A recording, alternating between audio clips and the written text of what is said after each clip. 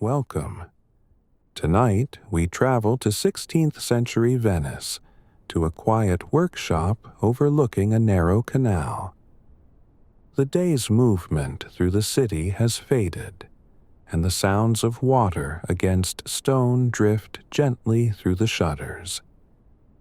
Inside the room, a single candle burns beside a broad wooden work table.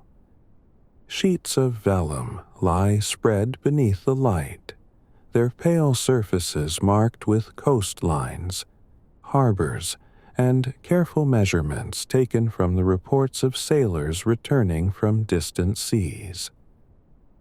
This is the workshop of a Venetian cartographer. In the evening hours, when the noise of the city has softened and the canals grow still, the work of shaping maps continues slowly and patiently. Ship logs are unfolded. Distances are checked with brass dividers. Lines are drawn in quiet strokes of ink across the vellum. Pigments are ground and brushed lightly into the open spaces of the sea. The work moves at an unhurried pace. Tools are lifted and set down. Ink dries quietly in the candlelight. Beyond the shutters, boats pass slowly through the canal. Within the room, the map waits beneath steady hands. And so, in the calm of the evening workshop, the cartographer returns to his work.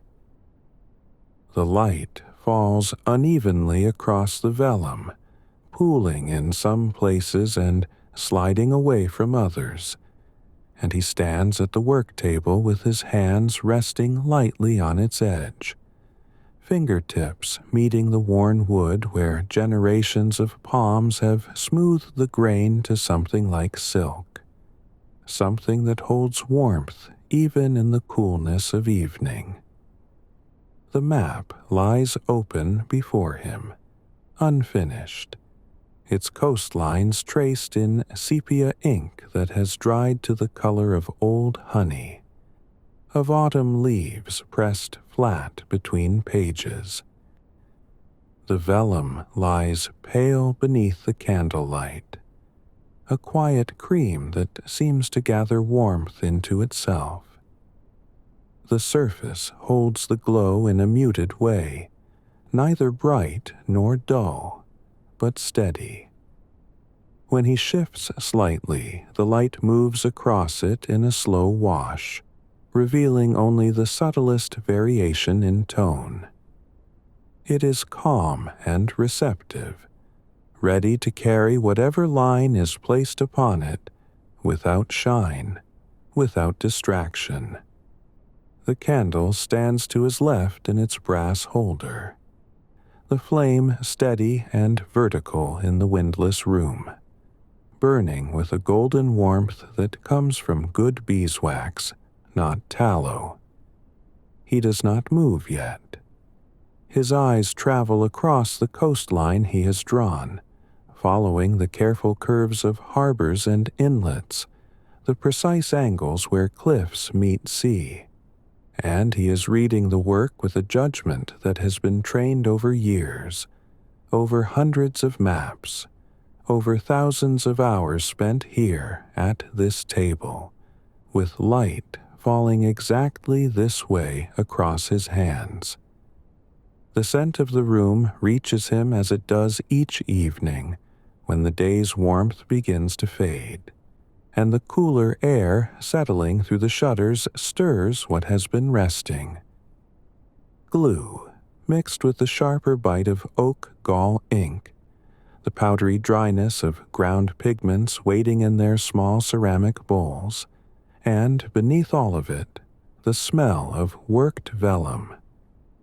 His straight edge lies parallel to the table's front edge, its length of polished brass catching the candlelight in a thin line of reflected gold. The dividers rest beside it, their twin points touching the wood, their hinge oiled and smooth. through the shutters comes the sound of water. Not loud, not insistent, but constant, in the way that breathing is constant, in the way that a pulse is constant. A hull moves past in the canal below, wood sliding against water with a soft, hollow sound that travels upward through the evening air. An oar dips and lifts, dips and lifts. The rhythm of it deliberate and unhurried, and then fades as the boat moves beyond the reach of hearing, leaving only the gentler sound of water, lapping against a stone, against the wooden posts driven deep into the lagoon floor, against the foundations of this building, and all the buildings that press close on either side. He breathes in the scent of vellum and ink. His eyes rest on the unfinished coastline. The candle burns without flicker. The room holds him in its familiar dimensions, and his hands remain where they are, resting lightly on the table's edge, waiting for the moment when stillness will give way to the first deliberate touch. He reaches to the shelf behind without turning, his hand finding the leather case that holds the ship logs and mariner sketches, and he draws it forward, feeling the slight give of the leather worn soft by handling. The case opens with a whisper of brass buckle releasing, and he lifts out the first folded sheet, the paper thick and slightly stiff, creased from being folded and carried and consulted aboard a vessel that has crossed the Adriatic and back many times. The paper resists at first as he unfolds it, the creases having set into the fibers, and he works patiently, letting each fold open in its own time, feeling the faint crackle of salt crystals embedded in the grain. Tiny deposits left by sea spray that has dried and been absorbed, that has marked this document as something that has traveled, that has been consulted under open sky with salt wind pressing it flat against a captain's table or a navigator's knee. The sheet opens fully, and he lays it on the work table beside the vellum, smoothing it with his palm, feeling the texture of it, rougher than the vellum, less refined, made for use rather than beauty. The sketch is crude but exact, drawn in heavy ink with a hand less concerned with elegance than with recording what was seen. A section of coastline rendered in bold strokes with annotations in a script that slants heavily to the right, pressed hard into the paper.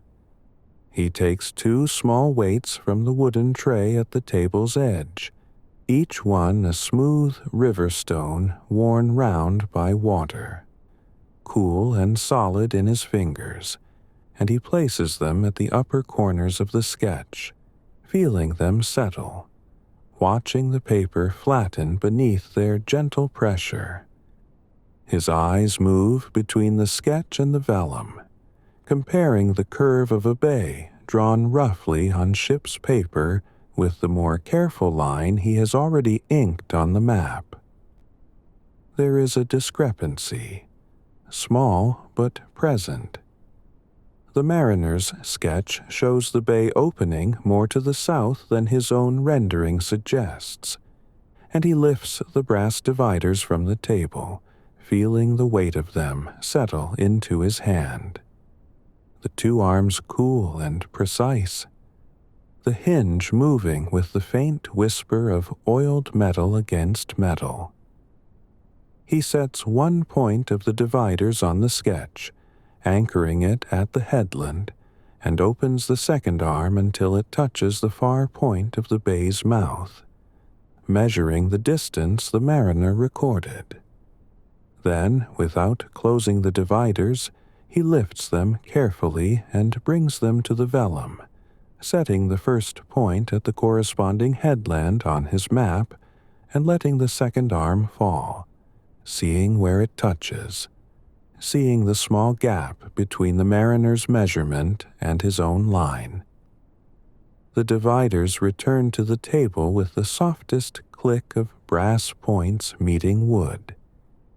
He takes up the stylus, a thin rod of bone, polished smooth, its point blunt enough not to tear the vellum but firm enough to leave a mark that can be seen and followed. The stylus moves across the vellum in his hand, the point pressing lightly into the prepared surface, and he draws a new line, fainter than ink, adjusting the curve of the bay to match the mariner's observation, the bone making a soft scratching sound as it travels, a whisper of friction that seems loud in the quiet room.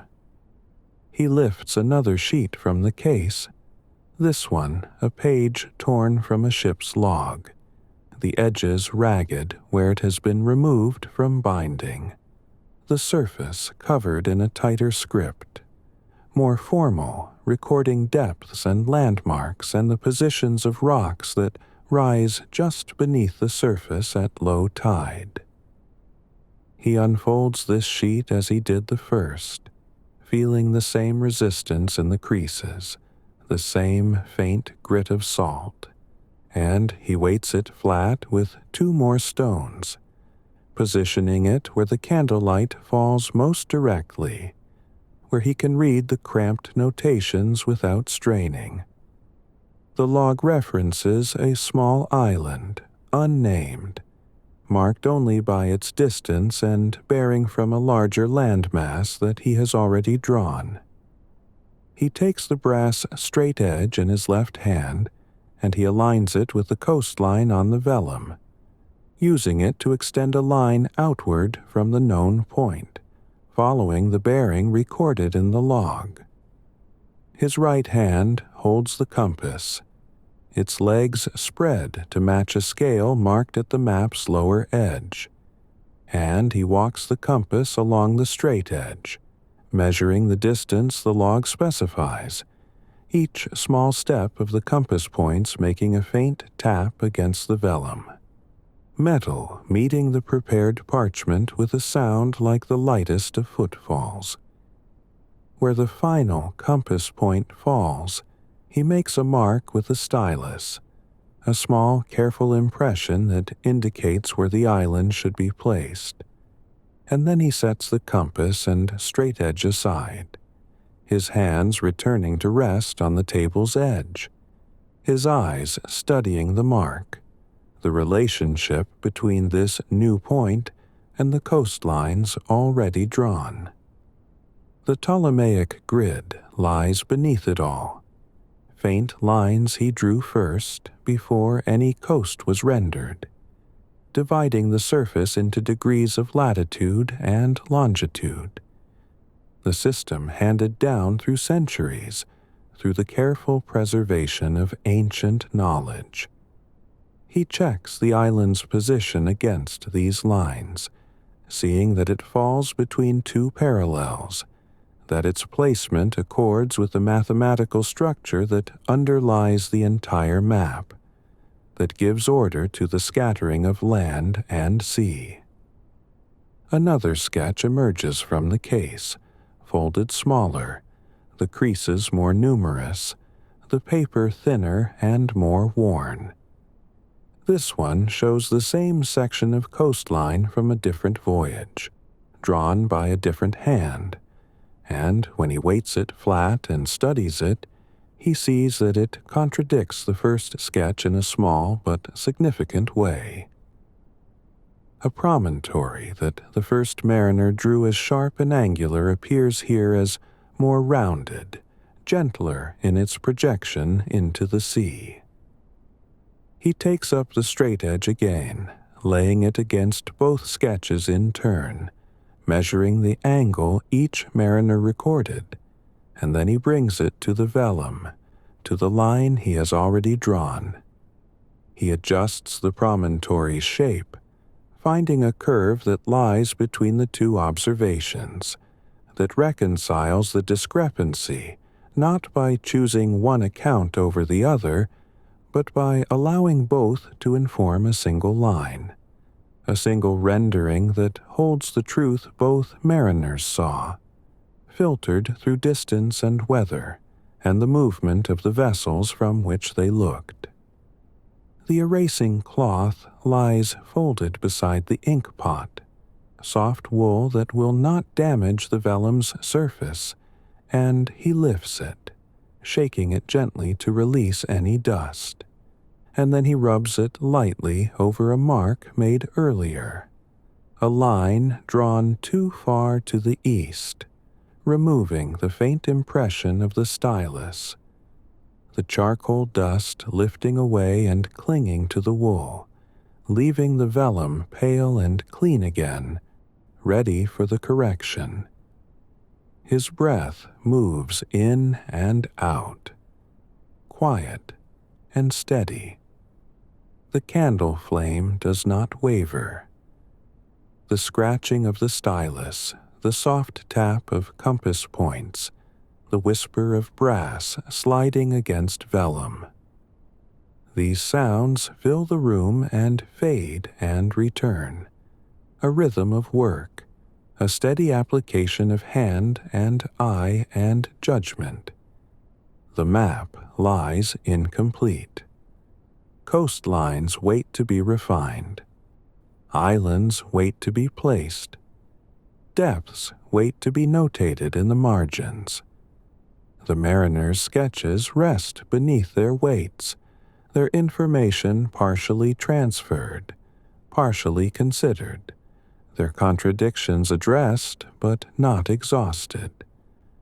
A goose quill lies before him, and he takes it in his left hand, feeling the hollow lightness of it, waiting to be shaped into something that will carry ink, that will translate the pressure of his fingers into lines of permanent darkness on pale vellum. The small knife rests near his right hand, its blade no longer than his thumb, honed until the edge catches light in a thin line of silver. He holds the quill steady and brings the blade to it, feeling the resistance as the sharp edge meets the end of the shaft. And then he cuts, the knife moving through the hollow quill. The tip falls to the table, and he turns the quill to examine the fresh cut, seeing the opening he has made, the oval shape that will determine how the ink flows, how wide the lines will be. Next, he shapes the nib's point, paring away small curls of quill that fall like pale shavings onto the dark wood of the table.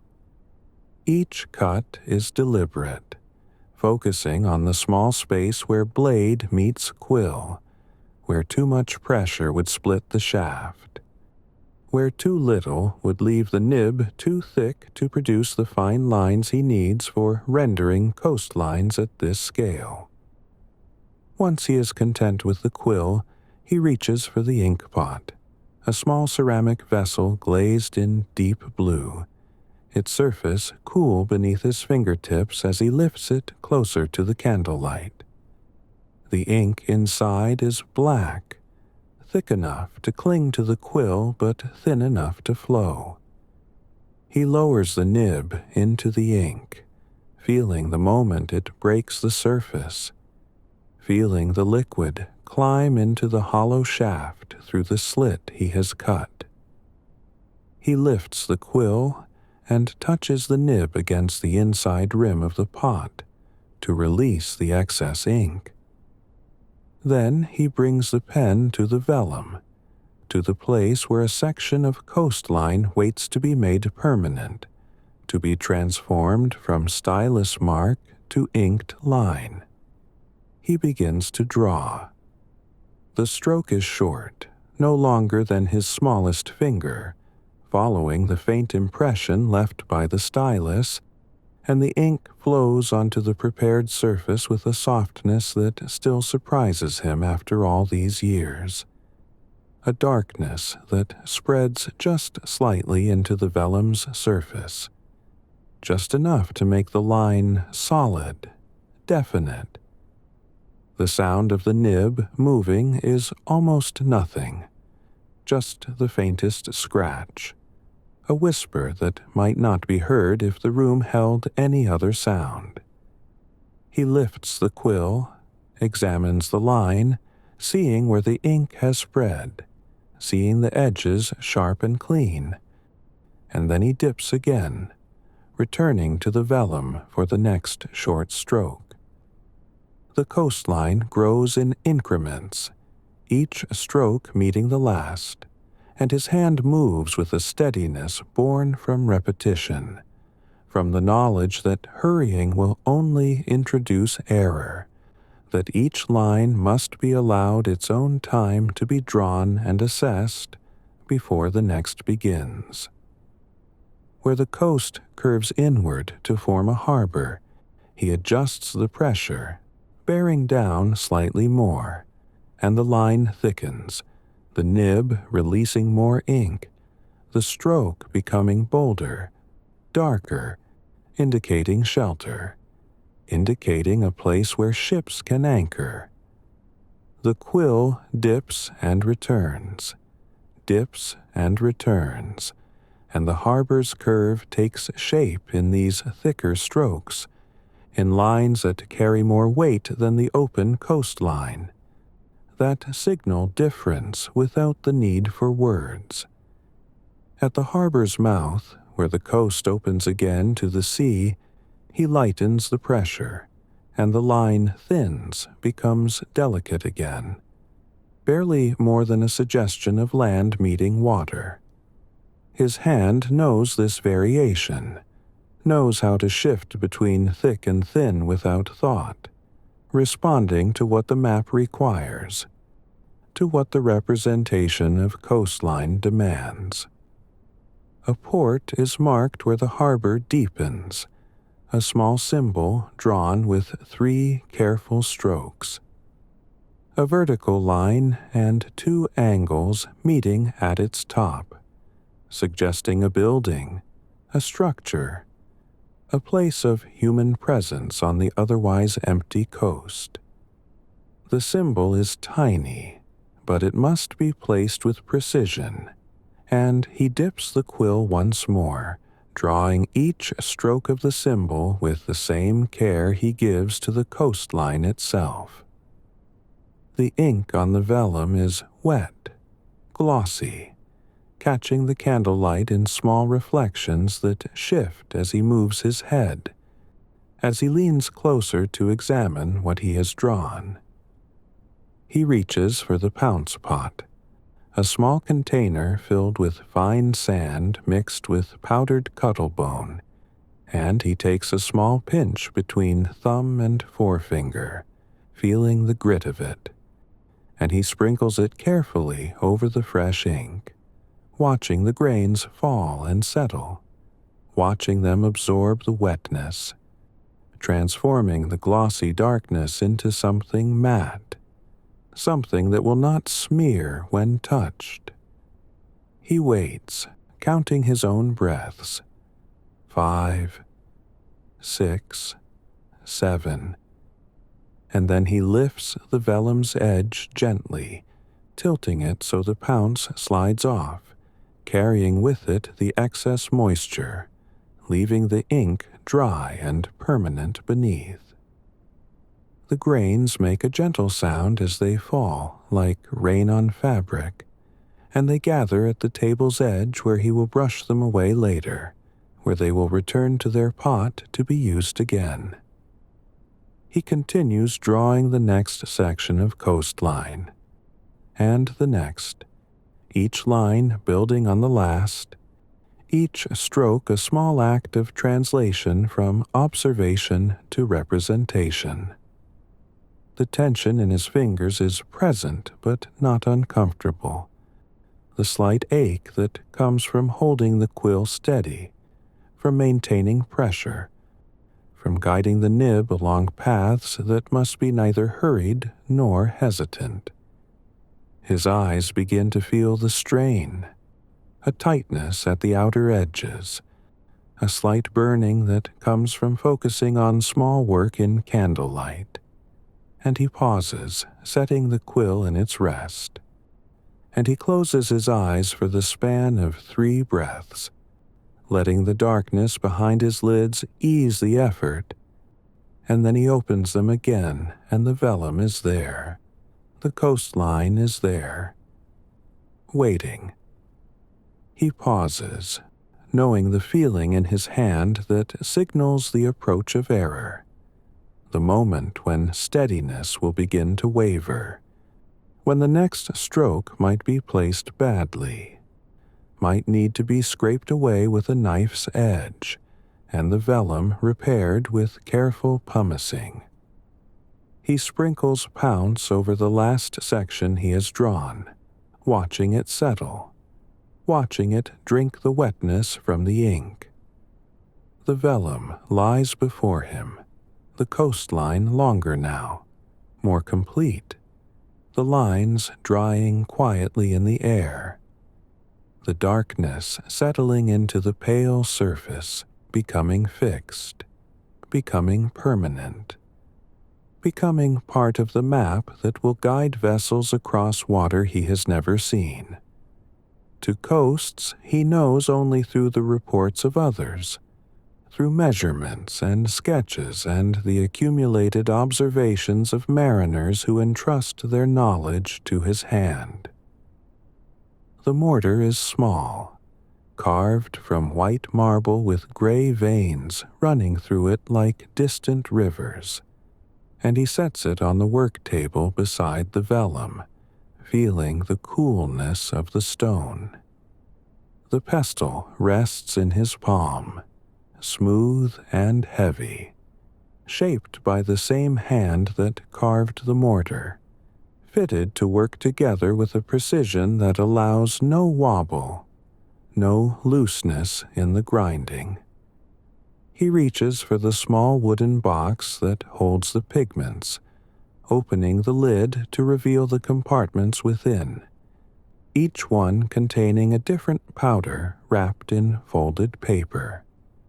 He selects the azurite, unfolding the paper carefully, and he tips a small amount into the mortar, no more than would cover his smallest fingernail. Watching the powder fall, seeing the deep blue of it, the color of Mediterranean waters under full sun, though here in the candlelight it appears darker, more subdued. The gum Arabic comes next, dissolved in water to a consistency like thin honey, kept in a small glass vial stoppered with cork. He removes the stopper and lets 3 drops fall onto the pigment, watching the liquid darken the powder where it touches, and then he takes up the pestle and begins to grind. The motion is circular, slow, the pestle's rounded base pressing the pigment and gum together, crushing any remaining crystals of azurite into finer particles, blending the powder with the binding medium until they become one, no longer separate elements but a paint that will hold to vellum, that will dry without flaking, without fading. The sound of grinding is a gentle scraping of stone against stone, and he can feel the texture changing beneath the pestle, can feel the mixture becoming smoother, less granular, transforming from powder and liquid into something that has body, that has substance. When the paint is ready, he sets the pestle aside and examines what he has made. A small pool of blue in the mortar's hollow, no more than a few drops, enough for the work he intends, but not so much that it will be wasted. He reaches for the brush, selecting the one with softer bristles, the hairs taken from a squirrel's tail and bound with thread into a wooden handle worn smooth by use. The brush dips into the paint, the bristles spreading slightly as they enter the liquid, and when he lifts it, the blue clings to the hairs, suspended there, ready to be transferred. He touches the brush to the mortar's rim, letting excess paint drip back, and then he brings it to the vellum, to the space he has left empty to represent the sea. The bristles touch the surface, and the paint flows from them onto the vellum, spreading in a pale wash that is more suggestion than solid color, more translucent than opaque. The azurite settles into the prepared hide with a softness that allows the vellum's natural cream to show through, to modify the blue into something gentler, something that speaks of water without declaring it, that indicates sea without overwhelming the coastlines he has drawn in ink. He works the brush in long, even strokes, covering the sea area with paint that is almost transparent, building the color gradually, allowing each stroke to dry slightly before adding the next.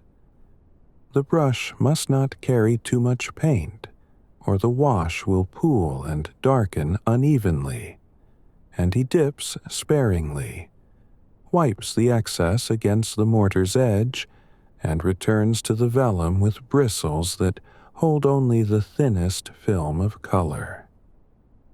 Where the wash reaches the inked coastline, he stops, letting the paint come to the edge of the land but not cross it, and the brush lifts, returns to the mortar, dips, wipes, and continues. The motion becomes rhythm, becomes meditation, the slow application of color to space, the gradual accumulation of translucent layers that will suggest depth, that will give the map dimension without distracting from the information it contains. In the map's corner, where tradition calls for ornamentation, he sketches with a finer brush the outline of a windrose, the lines so delicate they barely interrupt the vellum's surface.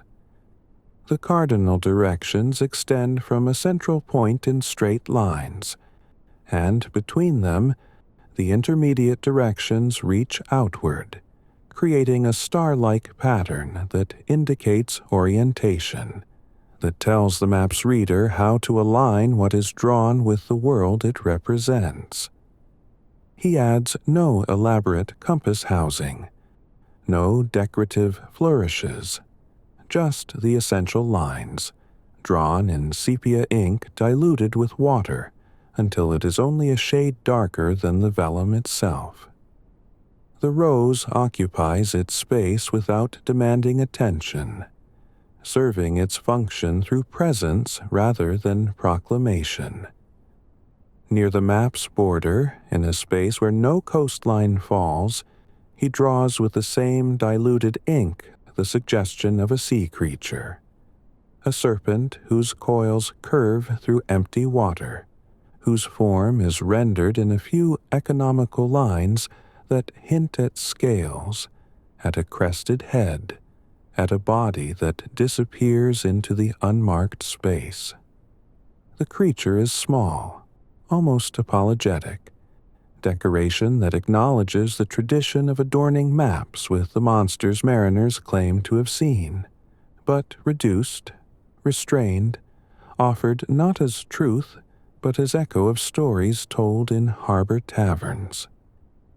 He wipes the brush against a damp cloth, removing the sepia ink, and returns to the mortar where the azurite paint waits. The sea area receives more attention, another whisper-thin layer of blue applied with the same patience, the same careful strokes, and the color deepens almost imperceptibly, builds without announcing itself, settles into the vellum's fibers, and becomes part of the surface rather than something resting atop it. The brush lifts and dips, lifts and dips, and the candlelight catches the wet paint for a moment before it dries, before the translucence becomes fixed, and the blue that remains is soft, muted, a color that enhances without overwhelming, that serves the map's purpose while adding beauty. The straight edge lies where he set it, and when he lifts it, he sees the faint smudge of ink along one edge where it touched wet lines during his work, a darkness that has dried into the brass, that will dull the metal if left. He takes up the cloth he keeps for this purpose, a square of soft linen, and he wraps it around the straight edge's length, feeling the metal cool beneath the fabric, and he draws the cloth along the edge with steady pressure. The ink lifts away in small dark streaks absorbed into the linen, and he can feel the slight resistance, the friction of cloth against brass. He turns the straight edge, examining it in the candlelight, seeing where the ink has been removed, where the brass gleams clean again, and he wipes once more, ensuring no residue remains, no darkness that might transfer to vellum the next time the tool is used. The dividers receive the same attention. He opens them fully, separating the two arms until they form a wide V, and he runs the cloth down each leg, feeling the taper from thick hinge to fine point, removing the small traces of ink and vellum dust that have accumulated at the tips where the brass touched the map's surface. The points themselves are sharp, and he takes care with them, wiping without pressing too hard, respecting the fact that these points must remain precise, must not be dulled or bent.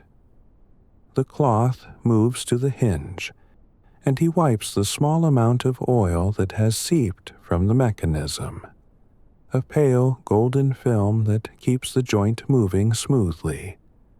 The oil transfers to the linen, darkening a small circle on the fabric, and he folds the cloth to find a clean section before continuing. The copper plate rests near the table's far edge, a small rectangle of metal engraved with a cartouche design he uses for certain maps, pressed into the vellum to create an impression that frames the map's title and dedicatory text. He lifts it with both hands, feeling the weight of it, heavier than brass.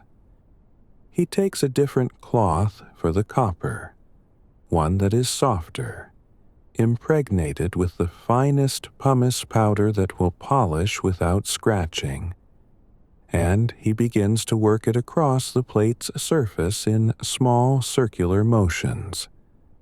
The friction creates warmth, the cloth and the copper heating slightly where they meet, and he can feel the metal beginning to respond, the dull patina that has formed over the past weeks beginning to lift, to brighten.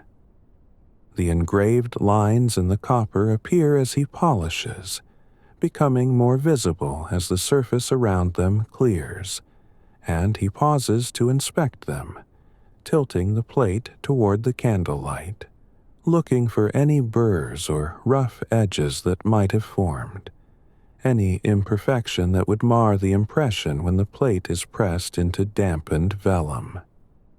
His fingertip traces one of the decorative scrolls, feeling the groove where the burin cut into the metal, and the edge is smooth, clean, requiring no attention. He sets the plate down on the section of table reserved for it, positioning it squarely, aligning its edges with the grain of the wood, a placement that is both practical and satisfying, that allows the plate to rest in readiness without occupying space needed for immediate work. The compass is returned to its place parallel to the straight edge, the two instruments aligned as they were before he began, and the dividers rest beside them, their points touching lightly, their hinge closed but not tight. Each tool occupies the position it has occupied for months, for years, the placement worn into habit, into muscle memory, so that his hand knows where to reach without his eyes needing to guide it. The candle has burned lower, the flame now a finger's width closer to the table's surface, and he sees that if it continues, the heat rising from it will pass too near the vellum's edge. He lifts the brass candle holder, feeling the metal warm where the candle's heat has traveled down through the holder's stem, and he moves it slightly farther from the map, repositioning it where the light will fall across his work without the rising warmth threatening the delicate surface. The tools lie arranged, clean, ready. The cloth rests folded beside them, marked with the darkness it has lifted, waiting to be used again. The workshop holds everything in its proper place, in the order that allows work to continue. He draws the stool closer and lowers himself onto it, and his weight settles without effort. The stool is the right height.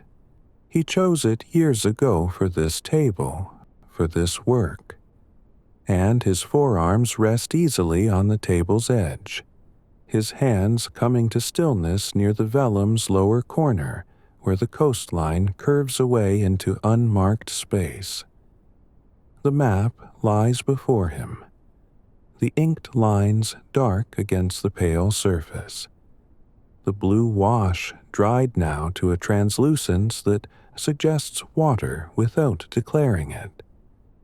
His eyes move across what he has drawn, following the progression of coast from the upper edge downward, tracing harbors and promontories, seeing where the stylus marks remain visible beneath the ink, where corrections have been made, where the mariner's observations have been reconciled into single lines that hold multiple truths. The candle flame moves, just barely, responding to a current of air, and the light shifts across the vellum, brightening the areas where the surface lies flat, dimming where the parchment curves slightly over the wooden weights. The shadows cast by the dividers lengthen and shorten, and the brass catches and releases the light.